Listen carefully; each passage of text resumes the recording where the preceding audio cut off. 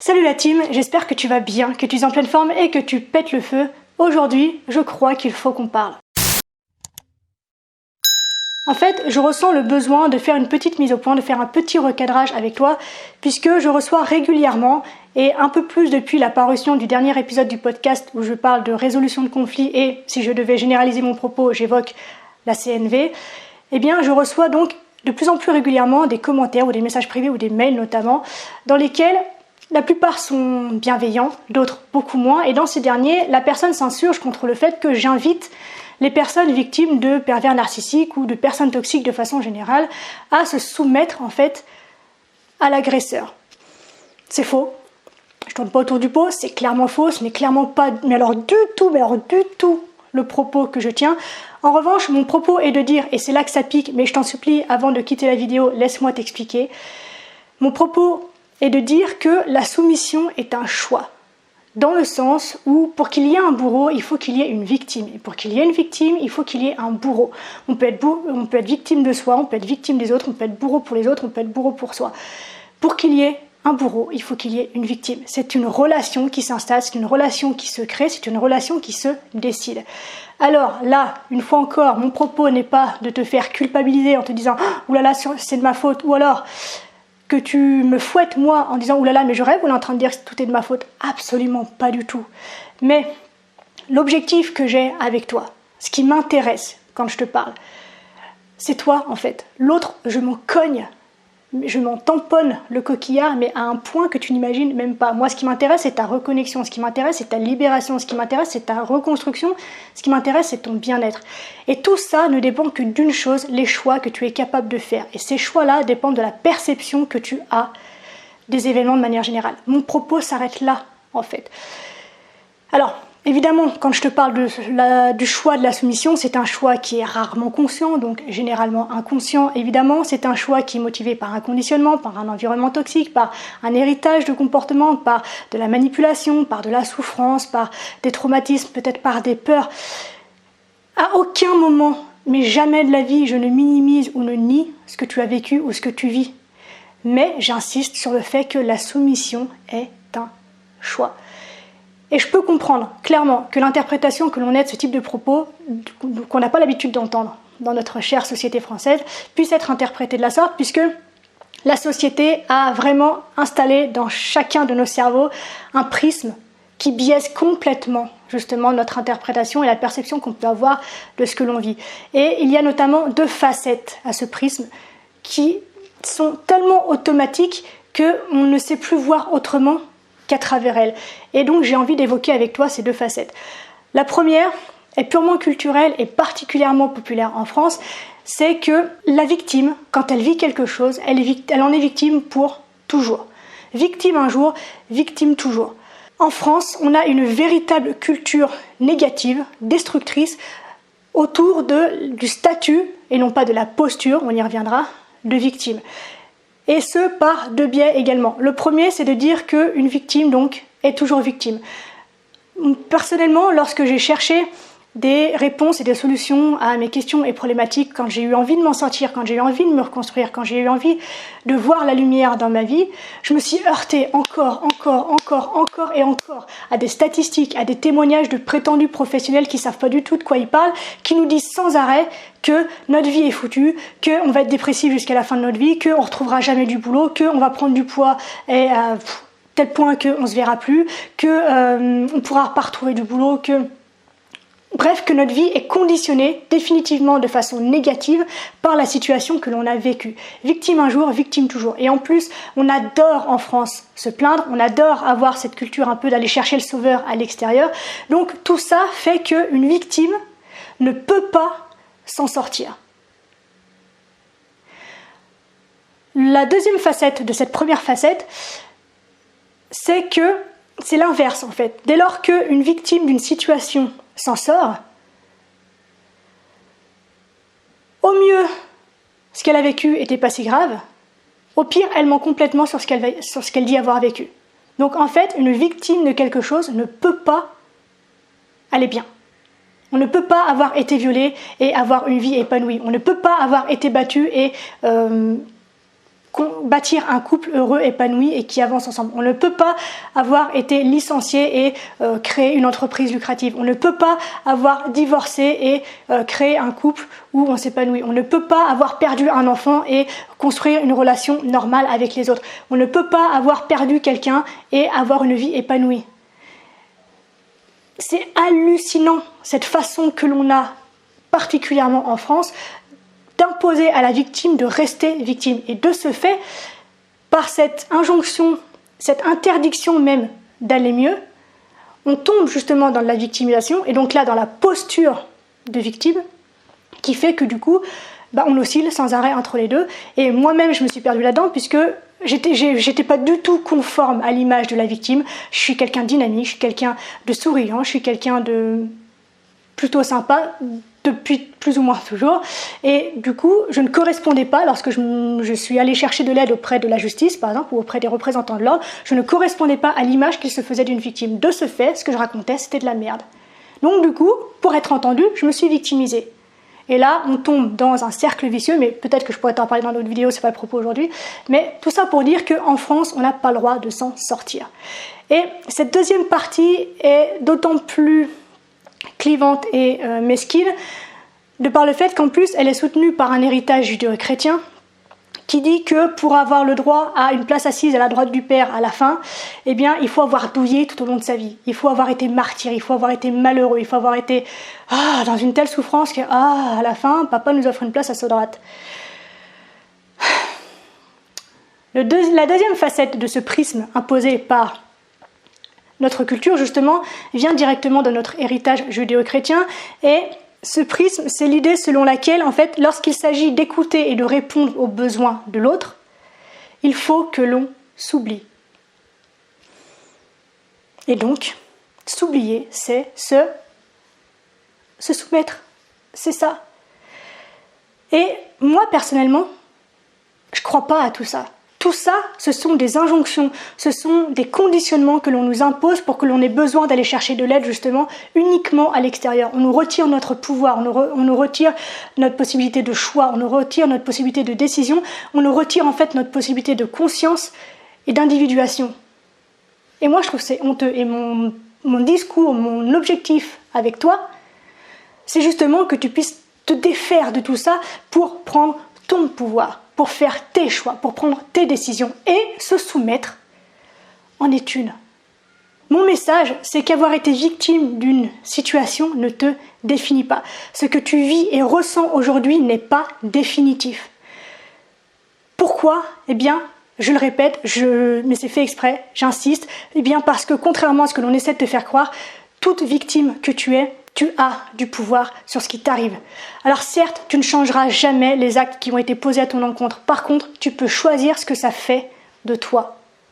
Donc, à travers ce contenu, qui peut être interprété donc à travers le prisme imposé par la société, que je comprends totalement. Mais aujourd'hui, je te demande d'ouvrir un peu tes perceptions, d'ouvrir un peu ton esprit pour voir les choses depuis un autre angle. Et donc, à travers ce contenu que je te partage, je poursuis essentiellement 3 objectifs. La raison pour laquelle j'insiste sur le fait que la soumission est un choix, même s'il est inconscient, a principalement 3 objectifs. Le premier, c'est donc de te faire comprendre que oui, tu as le choix. Oui, tu as vécu l'enfer. Et une fois de plus, je l'entends. Une fois de plus, je le comprends. Je l'ai vécu aussi. Et à aucun moment... Je suis d'accord avec le fait que c'est un choix que j'ai fait, on va en revoir plus loin, mais à aucun moment je ne nie ou ne minimise ou ne m'insurge contre des comportements. Évidemment, mais tu as le choix. C'est à toi que revient la décision de ce qu'un événement que tu as vécu fait de toi ou non. La deuxième chose, c'est que tu puisses te déculpabiliser, puisque à travers ce contenu que je te propose, et tu peux le retrouver donc dans le dernier épisode du podcast, je ne sais jamais de quel côté c'est, ou dans la dernière vidéo que j'ai faite sur les pervers narcissiques, le but c'est de te déculpabiliser vis-à-vis du fait que tu n'es pas la raison de ce qui t'est arrivé. À aucun moment tu n'as cherché ou mérité ce qui t'est arrivé. Nous ne sommes que, et rien de plus, que les dépositaires des intentions des autres à l'égard d'eux-mêmes. Chaque action que nous posons, toi, moi, les autres, quelle que soit la nature de cette action, répond à un besoin spécifique pour soi-même. Même Mère Teresa le disait.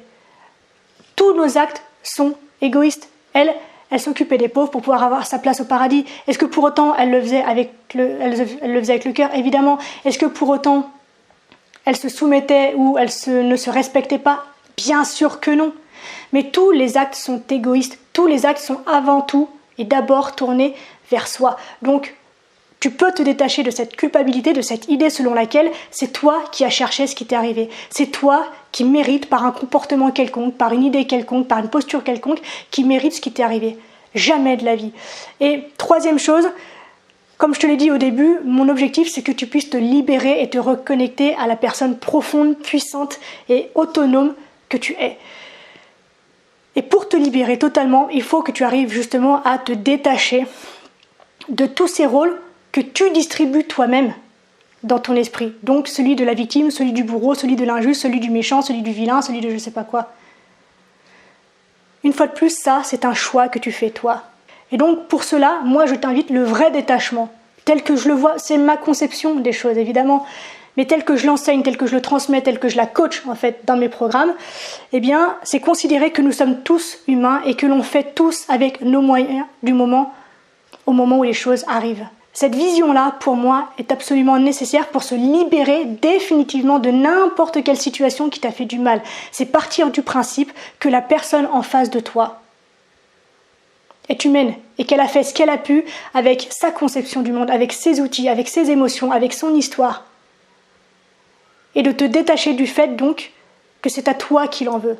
C'est juste une réponse à une émotion, à un stimuli intérieur.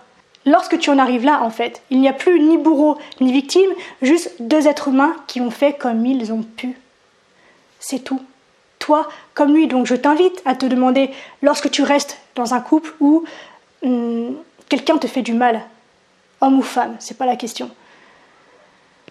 Demande-toi, oui, quels sont les besoins que lui cherche à nourrir, mais quels sont les tiens lorsque tu restes? Parce qu'il y en a, c'est peut-être la peur de l'abandon, c'est peut-être la peur de faire du mal, c'est peut-être la peur du rejet, c'est peut-être la peur de se retrouver seul, la peur de manquer d'argent.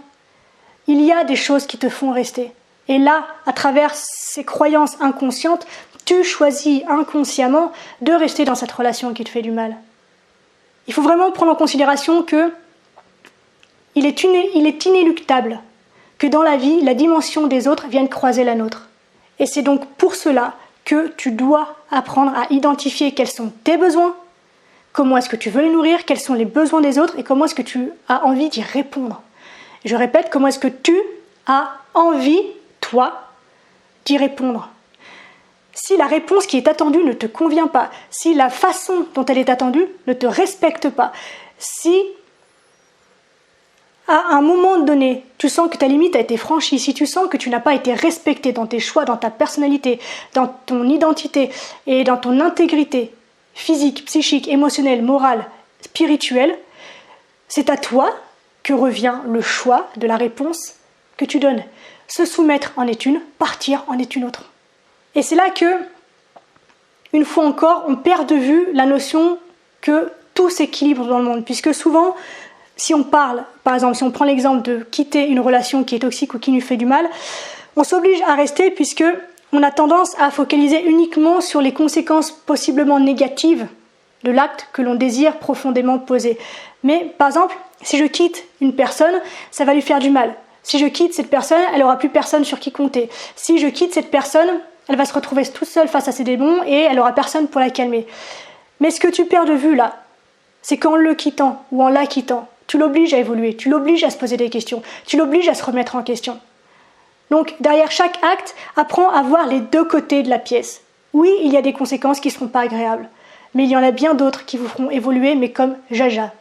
Donc, peut-être que la décision que tu dois prendre, c'est la meilleure que tu puisses prendre pour les deux parties de la relation. Et, j'insiste, c'est ton choix, c'est en ton pouvoir. Et lorsque tu as une décision que tu sais, c'est une décision qui vient des tripes, et que ton mental impose un non, écoute en fait ce qu'il te raconte, et va chercher la peur derrière, va chercher le besoin qui a besoin d'être nourri derrière, et réponds de manière juste et adéquate pour toi. Je vais m'arrêter là sur le concept de l'équilibre des conséquences, etc. puisqu'on pourrait en parler pendant des heures, c'est pas le but ici. Donc tout ça pour te dire que à aucun moment, jamais de la vie, je ne t'invite à te soumettre. Une fois de plus, ni à quelqu'un de toxique, ni à quelqu'un de bienveillant. Mon rôle, mon but, mon objectif, ma mission, c'est que tu puisses être toi. Dans toutes les sphères de ta vie, ni plus ni moins que les autres, mais toi. Pleinement, puissamment, authentiquement et surtout librement.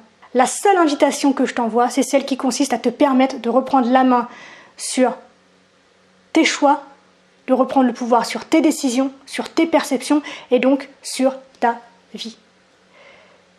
Il n'y a qu'une phrase qui a survécu aux nombreuses vidéos que je te propose sur cette chaîne, c'est « N'oublie jamais que tu es la personne la plus importante de ta vie ». C'est une phrase que je répète depuis le début. C'est une phrase à laquelle je crois profondément. C'est une phrase qui personnellement m'a sauvée. C'est une phrase que je te souhaite du fond du cœur de croire, de vivre et d'incarner. Donc mon propos est vraiment celui-ci, c'est prends ton pouvoir. Oui, tu en as. Tu as été victime d'une situation, ça ne fait pas toi une victime pour la vie. Alright. J'espère que c'est plus clair pour toi. Tu as toutes les références des vidéos et des épisodes de podcast que je t'ai cités. Toujours quelque part là-haut, mais je ne sais jamais de quel côté. Je te laisse là, dis-moi en commentaire si ça résonne mieux pour toi, les personnes qui ont eu ce sentiment peut-être que je les invitais à répondre aux besoins d'un agresseur et donc du coup à faire comme ça et puis à serrer les fesses en attendant que ça passe, puisque j'espère que tu l'as compris, c'est pas le cas du coup. Dis-moi si tu perçois mieux les choses de cette façon-là. Je t'invite vraiment à ouvrir ton esprit et à voir simplement les choses d'un autre point de vue, de quitter le tien 2 secondes, de sauter dans une autre paire de bottes que les tiennes pour voir les choses de façon différente. Je te laisse là, on se retrouve très vite dans une prochaine vidéo. Si celle-ci t'a plu, n'hésite pas à la partager, je pense qu'elle est extrêmement importante pour toutes les personnes qui en ce moment particulièrement en plus vivent dans des situations, dans des relations qui sont particulièrement douloureuses et compliquées.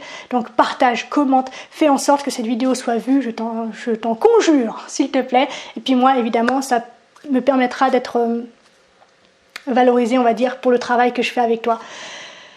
Voilà, donc cette fois, je te laisse. On se retrouve très vite donc dans une prochaine vidéo. D'ici là, bien sûr, prends soin de toi, sois reconnaissant envers la vie et surtout, n'oublie jamais que tu es la personne la plus importante de ta vie et que de ce fait, tu mérites ce qu'il y a de meilleur. Mais ça, c'est toi qui choisis.